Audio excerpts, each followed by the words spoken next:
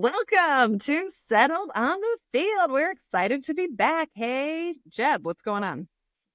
Liz, good to see you. Excited to hear from Coach D here. Bill, how you doing? I'm doing good. I'm feeling good, and I'm happy to have Coach D on. We have a What very else can I say? exciting guest today. Our guest, as you've heard, is Coach D. Coach D is a junior NBA coach and director for the NBA youth camp. And he got his start working at the YMCA, Correct. am I right, as a coach? And has some very exciting background and worked at Rucker Park as a coach. So we're really excited to hear about that and the background of Rucker Park and just how you came up and what it's like living in New York City, because we live in Indiana. So welcome to the show. Yeah, Indiana is known for hoops. If you didn't hear, I mean, known for hoops. I was in Indiana you might have a heard. couple of weeks ago. Okay. Yeah, so you were here, I think, working with the Frederick Douglass Family Center, Correct. doing Yep. something there. What were you doing What there? we were doing was we were giving out some sneakers. The Pacers gave us some swag, and we just trained, and I did like some free clinics for the underprivileged youth over there, which was very good. I'm actually coming back around Christmas time, and we're going to do another thing at the same place, and we're going to give out toys and, just make sure that the youth feels like they're needed and they're wanted, It's great. And that's why I partnered with the Pacers, because they were really big on these children getting off the streets and having a coach come in to make sure that people like them, people know them, people want to train them, because a lot of the kids were shocked that I came all the way from New York to help train them. It was like, they couldn't believe it. And I was like, so that was. I saw you on Instagram and that little kid, and he was like, when are you coming back? When can you come back? And you're like, You see, I promise. That kid that said that, he had 6 brothers there, and all they did was fight. Oh, wow. And you could tell that that's Gee, what I he don't did know at anything home about was that. fight. So I was like, not here. What you're going to do is you're going to learn, you're going to respect one another, and you're going to just learn the game of basketball and just make some friends. And that really touched me when that kid said, you're coming back, because you can tell that, I'm not going to say that Indiana didn't have a mentor or a role model in there, because I'm sure there's plenty of mentors and role models in Indiana. It's just that in that particular area, there wasn't one for those kids. That's nice. So that's great of you to give back your time. And do you do stuff like that in all over the place? Because you seem like you're on the move. All over the place. I've done that in every city that I've went to for every team. We come to the youth, and see, you got to remember something. When you have an NBA presence, that brings the youth to attention, because they all think NBA is this big, which it is. I'm not saying it's not, but when you put on that team uniform, you put on that team shirt, now you really gather their attention, because they respect it, and they know that we mean well. And a lot of them think that dealing with the NBA or NBA organization, that it's their ticket out of the hood, if you will. Right. And I guess that's a question I have for you is everybody wants to play for the NBA, everybody wants to play for the NFL, everybody wants to make it big, right? Of course, we all do. But what is something that you tell the kids that to keep their mind sort of focused, that'll be great, you should work for it, you should try it, but also to not put your eggs all in one basket? I'm a coach, but I'm also a realist, and I always make it as real as possible to them. I use the scenario, and I use the analogy as, you have more chance of hitting lotto than making the NBA. And I have to say that to them, because they have to understand that. And I say, look at me. I'm 5'8", 195 pounds, and I'm in the NBA. And I don't play. So there's other ways to get there. You could be a personal trainer. You could be a player development coach. You could be an assistant coach. You can be X's and O's guy. You can be a ticket salesperson. You can be something. But as far as being a player, Could be a referee. yeah, as far as being a player, You could be you a could referee. Matter of fact, I sent a couple of friends of mine to referee school, and now they're refereeing, in high school and middle school. So there's other ways to get in the NBA, not so much as a player.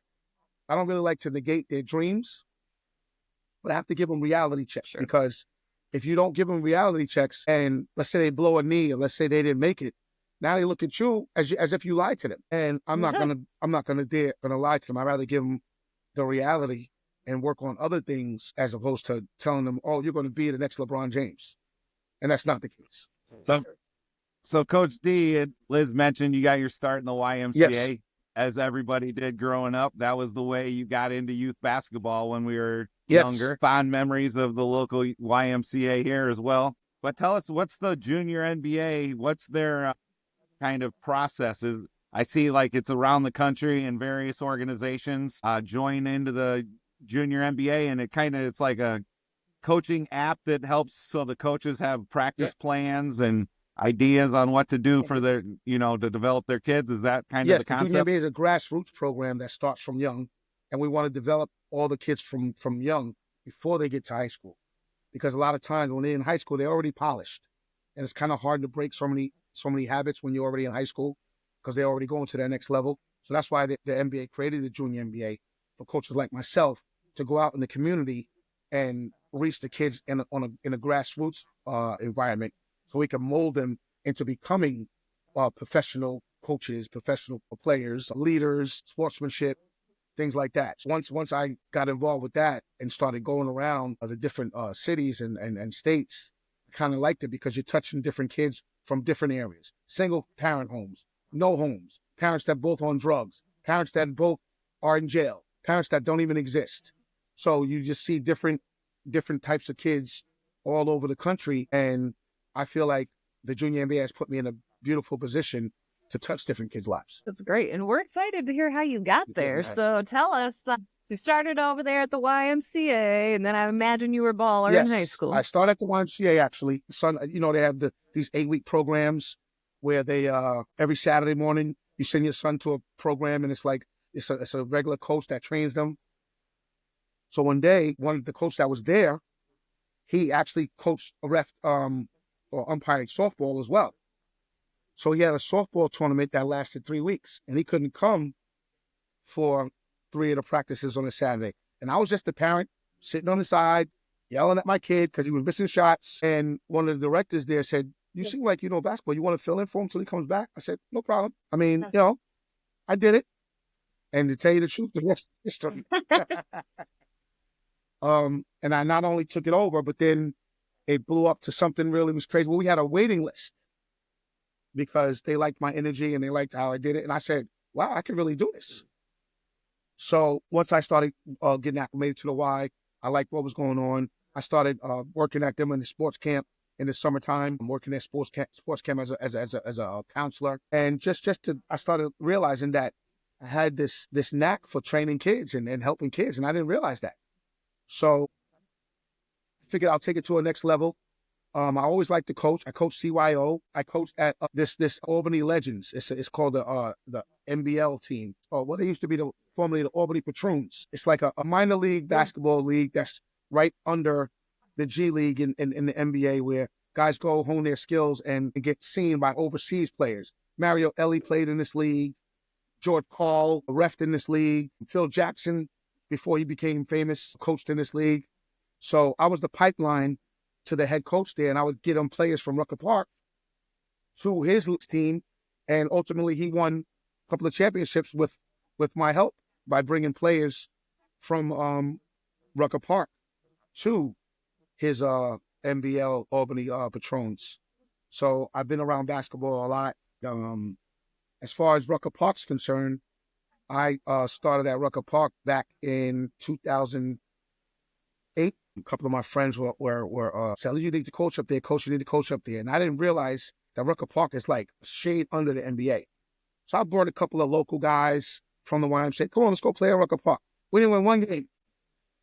So I was gonna jump at Coach DSC. You got that knack and the fire for coaching and instructing people, and you start mentioning Rucker Park. So that first time you went there, my kind of question in the background for me is like, can I just show up to Rucker Park and say we've got next? No. Sit there and wait, or you got to sign up like a week ahead of time and get it's your a whole team registration process. It's like I don't know what it is now, but when I was coaching, it was 5,000 a team, and when you win it all, it's 50,000. Yeah, but so you're saying win it all like it's a tournament, but like just on a regular Tuesday, there's always a tournament there because it's so it starts the weekend of Father's Day in June, and the championship game is at the end of August, and it's one game. Like in July, so in like November, could we just go up there and no? Because it only play runs ball? from June to August. It's not even Right. open. So in the summertime. So The you can park's go not even watch a open. game for free. Yeah. Preferably you would go when they advertise on social media that a couple of NBA players are going to play because that's fun to see an NBA player play in the playground. So when I registered Yeah, and that I would be cool. finally got a sponsor, that's when I started reaching out to some of the NBA players I knew because what I did was I kind of used Rucker Park. I was a season ticket holder for the Nets when they was going to when they was in Jersey, and I had season tickets for the Knicks for almost 20 years, and I was paying like $4,000 to sit on the roof. So the Nets guy came to me and said, "Listen, what do you?" I went to a Nets game to take my son because I always took my son, but it was all the way in Jersey, and I live in Long Island. So one of the representatives came to me and said, "You want to season tickets for the Nets?" I said, "No, I'm not coming out to this swamp. No, I got season tickets for the Knicks." He said, "What are you paying?" I told him. He said, $4,000. He said, "Where are your seats?" I said, "On the roof." See the stains on the roof. That's how far up I am. So he said, "What if I got you season tickets for $600?" I said, "What?" I said, "What?" He said, "Yeah, it's the same I'm thing. in. You just go get to see the players the teams that you want to see, and you just bring your son all the way out here." I said, "Sold." I left, Yeah, $600 think for so. season tickets. It was promotion. And were you still No, on the actually, I roof was or? actually I was 3 feet under the roof. How about that? So I accepted that, and I started going to the Nets, the Nets games, and I took my son because he only liked the certain players. So then my representative sent out an email saying they're doing a clinic for season ticket holders 35 to 40 and over. So it was invited. I said, "Really? I think I want to go." So I called my representative and said, "Hey, can I help out with that clinic? Because I train, I'm a good coach, this and that." He was like, "Well, I'm in the ticket sales department, so I don't know. But if you give me a resume, I could forward it to the person in charge." So I was like, "All right." So he forwarded it to the person in charge, and we did the clinic, and we had a 3-point shootout, and I won. So while we were on the podium taking pictures, and he's like this, and I'm sitting there, so I looked at him, and I said, "Did you get my resume?" He said, "Your resume?" He said, It doesn't hurt to butt down "Yeah." some threes. I It never was hurts. nailed. I said, "Did you get my resume?" He said, "Your resume?" I said, "I'm Coach D." He said, "You're Coach D?" Don't you know? He said, "Yeah." I said, "Wow." So then we talked offline, and then he said, "I like your energy. I like the snap." So what he did was, he said, "Well, I can't put you on payroll yet, but you can come out to the games." There was a in the concourse, we had a hoop set up, and he wanted me to like gather up the people like walking by who was drinking beer and just say, "Hey, put up some shots," because Brooke Lopez was the center at the time. That was our main star, Brooke Lopez. So we had his 22 sneakers sitting out there. So whoever could hit like Slow times at the 3 Rucker. shots in a row would get a pair of his autographed sneakers. So here I am walking around this whole concourse level during the game. And then my boss, thank God he came. It was like 300 people online. So then my guy said, "What's going on here? This never been this low." I said, "I got everybody shooting for these sneakers. Let's go." You got all these guys who had a couple adult beverages who think they can shoot. So I had the whole concourse. It was a sight to see. So I had the mic on. I was like, "Come on, young lady, you got heels on. You can shoot too. Come on." So my boss at the time loved it. He said, "I want you. I like how you do things. I like how you do things." So that transpired into a paying job with running the Nets camps and clinics. So that's how that happened. So Wow. once I got that, then they made me the director of the Junior Nets program as they transitioned over, moving over to Brooklyn, which helped me out because I was living in Long Island, so that was even better. So I signed a contract for like 3 years with them, grassroots program, and I went to different areas in Brooklyn and did clinics on behalf of the Nets. Did I send you when I did the School of the Deaf? That was on. No, in Indy? No, I did something. The Nets didn't even know. I did a clinic. What happened was we were supposed to do a clinic for some autistic kids. We put it out there, and the day before, only one person signed up. So the Nets called me and said, "Look, we got to do something about this. We're doing a free clinic for these kids, and we don't have nobody sign up." So I just happened to be looking through the internet and looking through things. I said, "How can I do a free clinic for some, autistic kids or some." So the School of the Deaf came. So I called them. "Hi, I'm Coach D, Director of Youth Basketball. Would you want to bring, your kids to the Barclays Center tomorrow. I know it's short notice because we're doing a free clinic. It's free. Just get the buses and go. They was like, no, but we got a bone to pick with you. I said, with me? We got a bone to pick with you and all NBA teams. I said, why? They said, because kids that are deaf and they had other issues too, you'll only go to the kids that are terminally ill. And we're kids too, and they're human beings as well. So it's like we're oversight, because even though we're not terminally ill, we can't hear, but we care too. So I took that to heart, and I said, wow, I never even realized that. But I also explained to her, you know, an NBA player is going to go to a kid that has 6 months to live as opposed to a kid who can't hear. And I hate to sound like that, but that's kind of, you know. So I said, this is what I'm going to do for you. They had gym every Tuesday for like different grades. So I went to that school of the deaf for 8 weeks. And instead of gym class, I conducted a clinic for all of the grades for 8 weeks. At the end of the 8 weeks, the news came and they filmed it. And I'll send, when we get off, I'll send you the video. It was News 12. They came, they interviewed me, this and that. And it went on the 5 o'clock news that night. That's how the Nets found out. Of course, when they reached out to the Nets, they was like, yeah, that's our guy, Coach D. You know? Yeah. But I didn't even tell them. They're happy you set I them didn't up. realize it was that big. When the News 12 truck came, I was like, all right, she interviewed me, this and that. Literally, I had a game at Rucker Park that day. So when I went uptown from Brooklyn, I'm going into the park. One of the guys said, yo, I just saw you on TV, man. You was just on the news with some kids. And I said, yeah, it's on TV. He said, it's on the 5 o'clock news. So that's really how that happened. And then I said, wait, this buzz is good. I think I like this. I think I like this. That's a good karma. So then I just maneuvered on. So then the Nets, I started feeling like a glorified mascot, if you will. Because they would send me to Coney Island. I'm trying to train kids. And you got kids throwing balls at me and this and that. And I'm like, whoa. I'm trying to train you. Like, my same boss who was with the Nets at the time said, you know what you should do? You like to travel? I said, of course. He said, you should apply for the junior NBA position, because then you could go around the different teams. So the person who was in charge at the time, I reached out to her. I sent her my stuff. I invited her to most of my clinics. She saw how I did things. She liked what she saw. And lo and behold, she put me on to there. And so what she did was she plugged me in. So most of the community relations people for most of the NBA teams, so I could deal with them directly.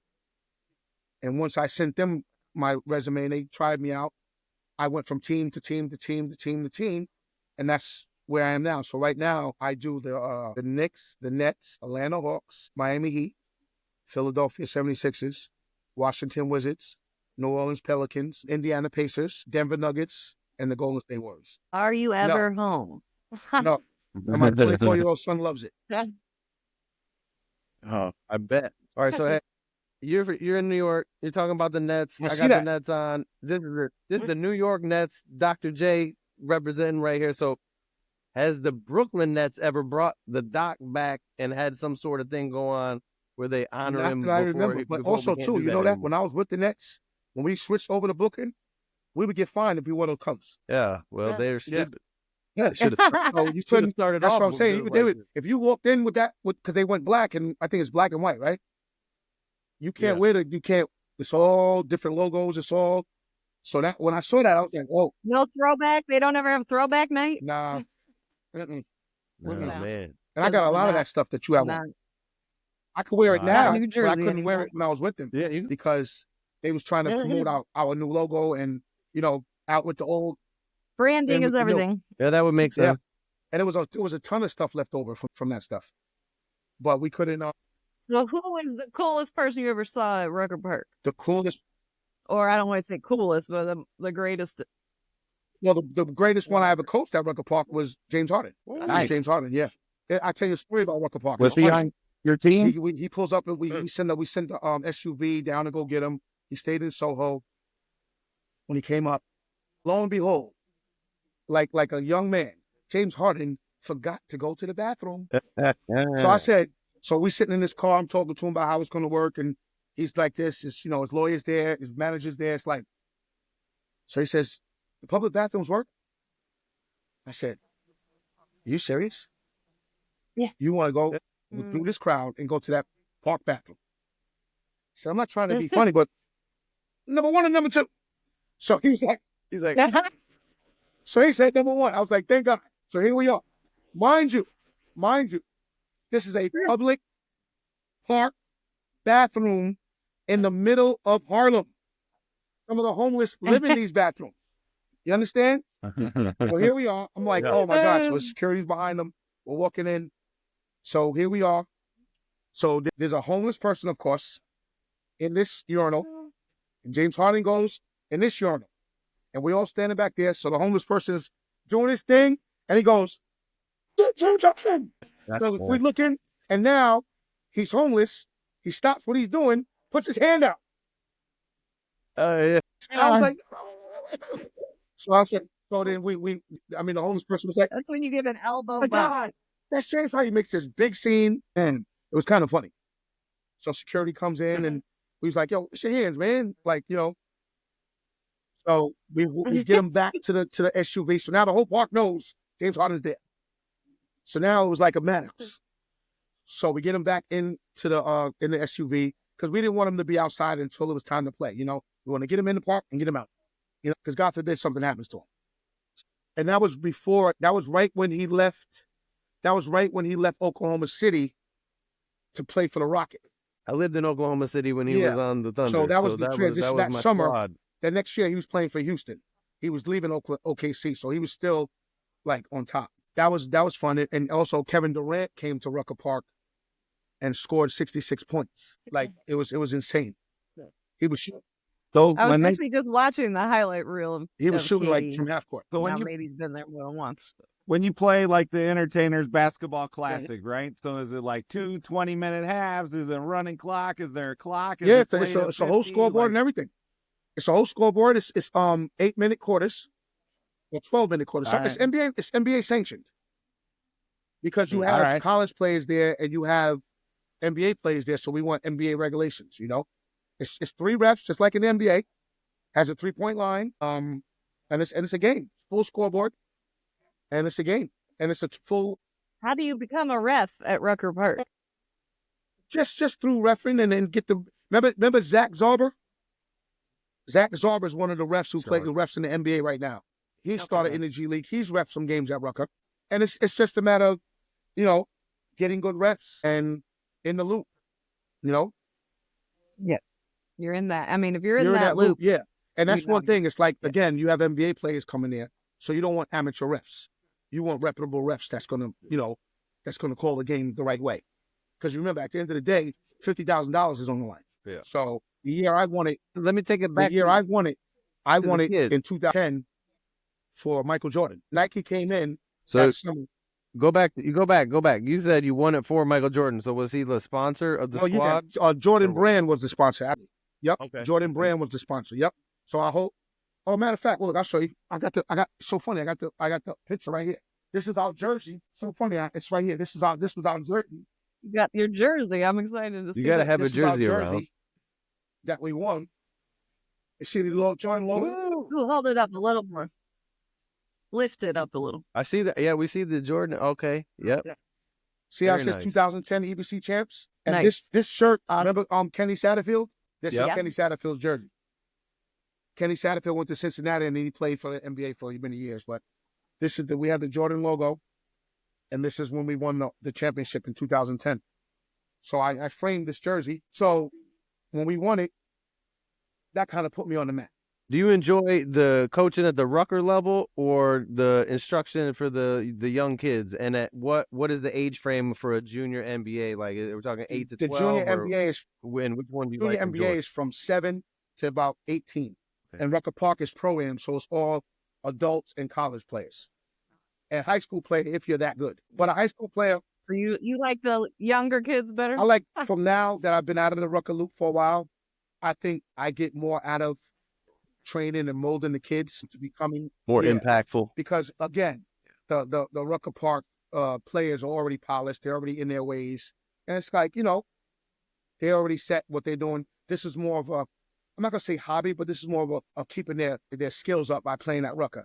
When I'm directing and training kids for the junior NBA, I'm actually teaching. So I think I like that better. Yeah. Because I'm making more of a difference. So you've been doing this for a while. Tell us, what have you seen? How have you seen the changes in kids? Like when they come into the camp, what would you say the good changes and bad changes? Well, You know off what I the mean? rip, Like, what I do is when I direct the camp, remember, let's give it, for instance, we have 180 kids per camp, and protocol is every 10 kids is one coach. So we have 180 kids, 18 coaches, sometimes 19, 2 admin, 1 security, 1, what do you call that? The trainer, which is like a nurse. So it's a lot going on. yeah. It's a lot going on. So I always give an emphasis of the day of what we're going to work on. Sportsmanship, defense. There's no I in team. And it's emphasis of the day. So that day is mirrored around what that emphasis of the day is. And I always tell the kids and the coaches, if it's a 2-week camp or a 1-week camp, by the end of this camp, you all are going to tell me what you learned. And I'm going to see the progression. We're going to see the step-by-step maturation during this camp. Yes, behavior things we've seen a change in. I've had to call parents. To come get their kids. I had to sit kids out, all camp. Parents get annoyed saying, I paid all this money. But I say to the parents, you paid all this money to disrupt my camp. Your kid has to sit. That's it. So it's a trade-off. You send your kid here to train with me, they're going to learn and they're going to be a better person, not only on sports, but just in life in general. I like to mix and match. Learn some responsibility. What happens is a lot of kids come with their groups that they play with from their neighborhoods. And the parents say, when I sign up, can they stay in the same group? No. Get out your comfort zone. That's what life's about. You're not going to come to camp. You play with these kids every day. You're going over there. You're going over there. You're going over there. On Monday, they're upset. They're pouting. Their mothers are coming Tuesday morning talking. And then on Friday, they're thanking me. On Friday, they're thanking me because that's my job. It's not only just to train basketball, it's to teach life skills. And I think coaches are an entity of a parent. And a lot of coaches don't believe that. I believe that because a lot of times there might be, we don't know the parents' history. And that's not our job to find out the parents' history. Our job is to train the kids that's in front of us and make them the best kids that they can. So. Sounds like you found the right niche. And I tell you, if I would have known this years and years ago, I would have went into dealing with kids a long time ago. I just didn't, to think I had it like that, And then again, it's kind of like I'm not hiding behind the NBA, but having that NBA team in front of me just goes that much easier for me. You know what I'm saying? It's not as hard when I'm walking in there with a Miami Heat director shirt on. They're like, wow. So it's easier for me. Washington Wizards director shirt on, it's like, wow. Whenever the players come, I have to interact with the player. I have to bring the player in. I have to announce the player. I have to kind of filter the questions that the kids ask the player. You'd be surprised on some of the questions they ask these players. So before the player comes, I'll sit the whole camp down and say, look, you want to ask basketball questions. You want to ask educational questions. You don't want to ask how much money he makes. You don't want to ask what kind of car he drives. You don't want to ask whatever scandal you heard in the news. Hey, what about that scandal with that chick? What? Oops. It's a lot of stuff that goes on. So I have to kind of filter what goes on when the player comes because we want the player to have a safe environment. You want the player to want to come back. And you want the player to feel like he's giving back to the community. So that's my job as a director to make sure that the players are feeling comfortable and they're not. But what I'm saying is it's just something that just this NBA aura. You'd be surprised on how many people are starstruck by it. And I use it to my advantage, but in a good way, if you will. So I think I mentioned to you that we have a nonprofit. It's called Vets to Ref. Yes, you did. Yes. And our nonprofit is to get veterans and first responders, encouraging them to become referees, and we support them through the training, and we support them with gear and give them a bit of a community to keep them involved and keep them working toward becoming refs. Part of the issue, obviously, is kids don't respect the refs. Parents don't respect the refs. So is that a part of anything that you teach? Do you teach them? Absolutely. How to interact Absolutely. with them? You got to teach them authority. And that black and white shirt or whatever referee shirt, that's authority. People don't realize from CYO to the NBA, The referee is in control of that whole gym. People don't realize that. From the stands, from the fans, if the ref points to you, say you have to go, you have to go.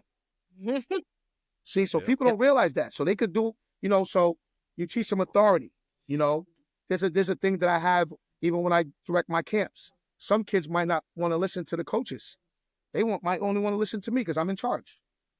It's no. When you have a problem, you talk to the coach, then you come to me.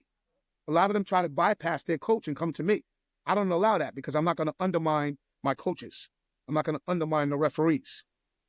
If I'm walking around the camp because we have games going on at the same time and somebody don't like the call, a kid might come to me and say, Coach D, he made a bad call, man. Can you overturn the call? Absolutely not.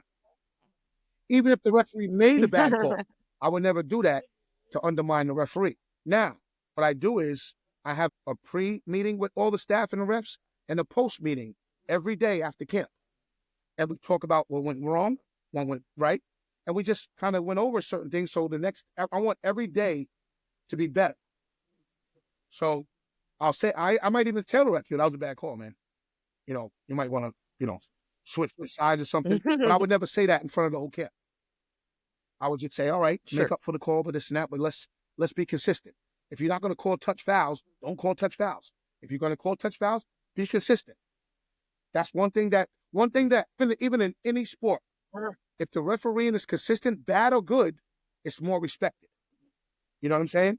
Sure. So Absolutely. It's our job as directors and to make sure that we adhere to what the ref says, and then we tweak it as we go along. So yes, I'm a big stickler for them respecting authority and respecting the referees. Absolutely. Well, Coach D, I think you definitely, like Liz said, found your niche. I mean, you can just tell the enthusiasm in your voice, and I'm sure that the kids don't realize how lucky they are to stumble into your camp and have the opportunity to learn from the people you're guiding. And the junior NBA program sounds like a great program. One question we like to ask all our guests, and you've been involved in a lot of fun events, the NBA, there's always great basketball games. But if you could just pick one sporting event, two questions, I guess. One sporting event that you've been to, top of your list, memory-wise, that you've been involved in or been to. And then second question would be, what's your dream sporting event to go to? Let's see, sporting event. It has to be a basketball game. Wow, it's a lot. I've been to a lot of games. I'm sure it's I would hard have to narrow it say, down. Were you in New York when Jordan dropped 55. 50 on I was him? there. 55, there. yeah. I'll tell you a story about that. All right. At halftime, we didn't realize. I look up at the Jumbotron. I said, Michael Jordan got 35 points already. They was like, really? So no, we didn't know. He had 35 points at halftime. I remember that. But that wasn't the best one for me because the Knicks All right. lost. That game. The best sporting event. Oh, wait a minute. Oh, man, I got a couple of them.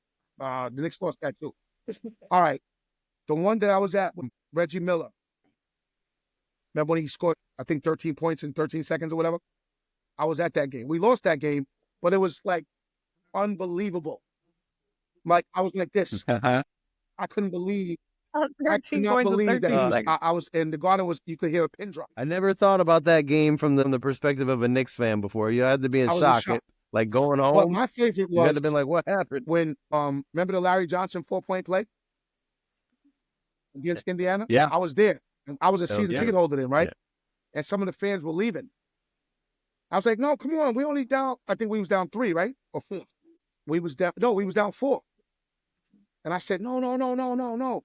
Don't leave. He could shoot a shot and get fouled. They was like, get out of here, coach, man. Get out of here. He ain't gonna do that. Yeah. So what we did was when you're a season ticket holder, you actually like become friendly with everybody because you see them every game. So we had Yep. like a little pack that we had. So I was like, while they inbound the ball, let's just try something. Let's just all hold hands. And I'll tell you a story about that too. Speaking of that, I was on the roof when Larry Johnson shot the ball, right? And he hit the shot. I had a beer in my hand, right? It went in. It's like we heard the whistle as he shot it. The garden went crazy. When I jumped up, my beer hit the ceiling and landed on a kid, all right down from me, right? The father jumps up and says, "Oh my God, no, no, no, no!" But yeah, that was probably my funnest, my greatest moment because Larry Johnson hit that. And something that I would like to go to is the Indianapolis 500. Yeah. Oh, yeah. Well, Every us single know. time I go to Indiana in the summer, I always miss it. I just want Memorial I Day. went for the very first time Really? last year, this past year, and it was to hear the roar it of was those awesome. engines. It helped that it was a really I good want to race. hear the roar but of those it was engines. End of May. I know. I always go. Memorial Day Yes, and weekend. every time I go, I always miss it. I want to. I want to see how fast those cars go. And I've been to the Super Bowl already. I've been to fights. I've been to Mike Tyson, Lennox Lewis. I've been to All-Star games. I've never been to a Pro Bowl. I'm not interested in a Pro Bowl. I've been to some big time events. Yeah, you have. Super Bowl. Well, you'll have to come for the Indy 500. We'll do a little. We're planning on having a Vets to Refs Oh yeah. booth there at the Indy 500. You can come join us. I just want to hear the roar of the engines and see how fast those cars go. You go to Carb Day. That's actually a really fun day too because then you can see them. You can get They said in close. Indianapolis there's like a Coach D. go-kart place that I could drive. Yeah, that I could go that's to. how- Yeah, A lot of people told me about that. Where I Yep. could like drive around like it's the Indianapolis 500. I want Yep, to try that too. those are pretty fun. Actually, my son wants to go there for Yeah, his so I birthday. want to do that. They're fast. They're like real fast. Like it made me sick So I want when to I do that did as it. well. Like because it makes you like dizzy. Kind You of. guys know about Kill Run? Well, we thank you so much for joining us. It was awesome to hear your yeah. story. And if anything, this story is teaching people that, well, one, having the right attitude and being prepared. Just always be prepared You have because to you think on never your know who toes. you're going to meet out there. You have to think on your toes. And you have to be prepared for I whatever. think someday we're going to see Coach D at the Indy 500. Ladies and gentlemen, start your I got to engines. think for that too. I One can more see thing. it. I got to think for that too. I got a drill that I'll put 3 seconds on the clock, right? And then on the Yep. clock, and then I have these kids like dribble around, and then when I say, ladies and gentlemen, start your engine, I press start on the clock. It goes 3, 2, 1, and then when all the kids dribbling their balls, it sounds like an engine. Can you imagine 180 kids dribbling the ball? It sounds like an engine, right? Yeah, I imagine that's pretty loud. Yeah. Thank Well, you hey, so thank much you so for much, Coach. joining us. We enjoyed you, and we'll see you Absolutely. soon. Don't talk about it. Don't Be talk about it. Be about it. Keep dominating, Coach. That's right.